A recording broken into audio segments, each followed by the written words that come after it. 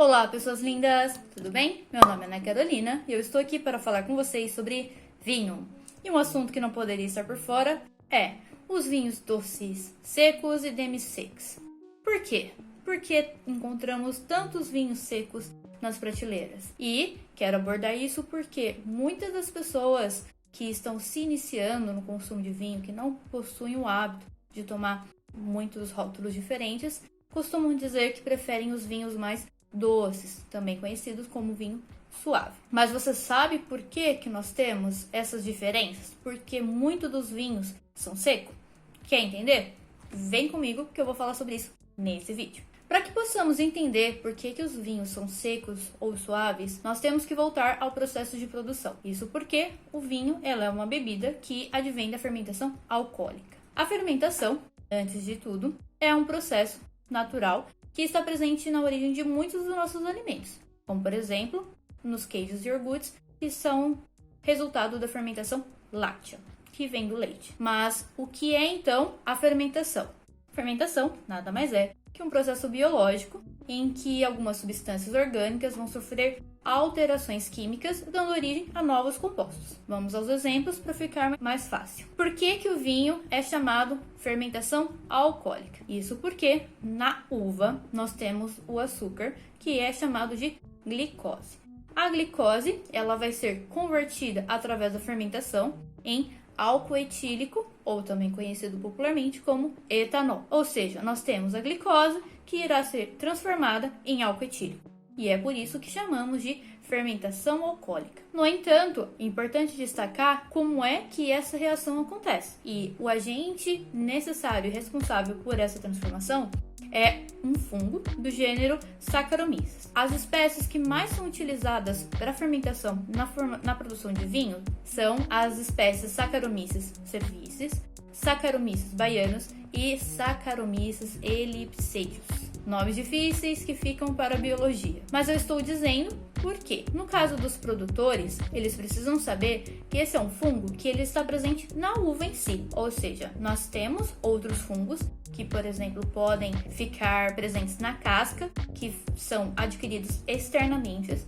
E esses fungos eles não são adequados para a produção do vinho, ao contrário do Saccharomyces, que estão presentes na uva, ou seja, é natural e são eles os responsáveis na produção de um vinho de qualidade. Outro fator importante no processo de produção é a ausência de oxigênio. Isso porque a fermentação alcoólica, para transformar a glicose em ácido álcool etílico, ela precisa de um ambiente sem oxigênio para que possa acontecer. Se caso o ambiente for oxigenado, ou seja, com presença de oxigênio, ao invés da formação de álcool etílico, nós teremos a formação de água. E não é isso que a gente quer, não é mesmo? Então vamos às fórmulas químicas. A glicose, ela é representada pela fórmula química C6H12O6. Ou seja, uma molécula de glicose, ela vai dar origem a duas moléculas de álcool etílico, C2H5OH, e também a duas moléculas de gás carbônico, CO2. E além disso, ela também é uma reação exotérmica, ou seja, uma equação, uma reação que libera energia. E nas reações químicas, o calor, a energia, ela é representado por ATP. Então, nessa fórmula química, nós podemos ver então a molécula de glicose, C6H12O6, dando origem a duas moléculas de álcool etílico, C2H5OH, mais duas moléculas de gás carbônico, CO2, e 2 ATPs.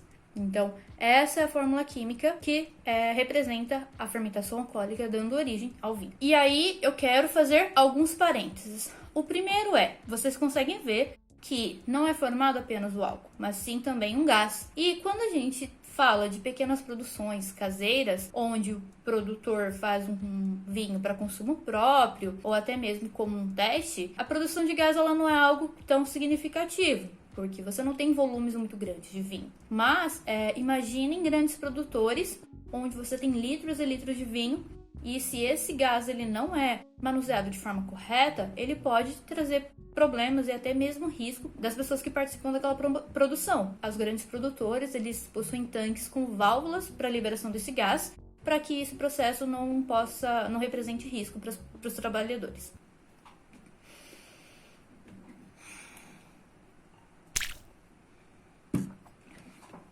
Outro ponto importante é a temperatura. Por que isso? Os fungos da espécie Saccharomyces, eles têm uma temperatura limite para continuar reagindo. E essa temperatura é 40 graus. A partir do momento que esse composto, que libera energia, ultrapassar 40 graus, vai fazer com que a produção pare. Ou seja, mesmo que você ainda tenha açúcar naquele mosto, a fermentação ela não vai continuar e você não vai ter mais a produção de álcool etílico.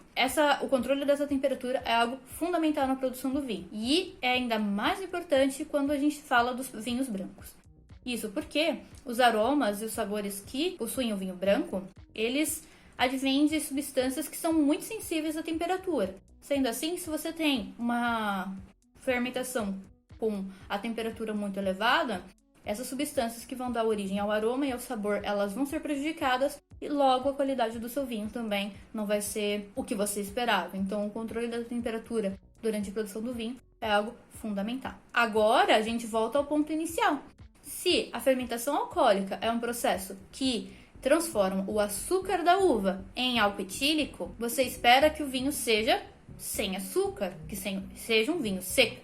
Afinal, o açúcar que estava na uva, que veio da matéria-prima, ele vai ser convertido em álcool. Sendo assim, é comum, é normal, é de se esperar que o vinho seja seco. Só que com o avanço dos processos e o entendimento de como é originado o vinho, as pessoas elas podem controlar essa produção. Então, se o produtor decide que ele quer um vinho, por exemplo, demi-seco ou suave, ele tem a opção de parar a fermentação de forma a deixar um açúcar residual e assim ter origem a um vinho que não seja seco, mas demi-seco ou suave. Eu faço outro parênteses porque muitos produtores, para a produção de um vinho mais doce, eles adicionam um açúcar que não é o da uva, que é o açúcar da cana. E isso, claro, vai fazer com que você tenha um vinho mais doce e até mesmo mais licoroso, mas isso é outro vídeo. Só que a gente faz esse parênteses de que esse açúcar, esse doce que você vai sentir no vinho, ele não advém da uva. Então,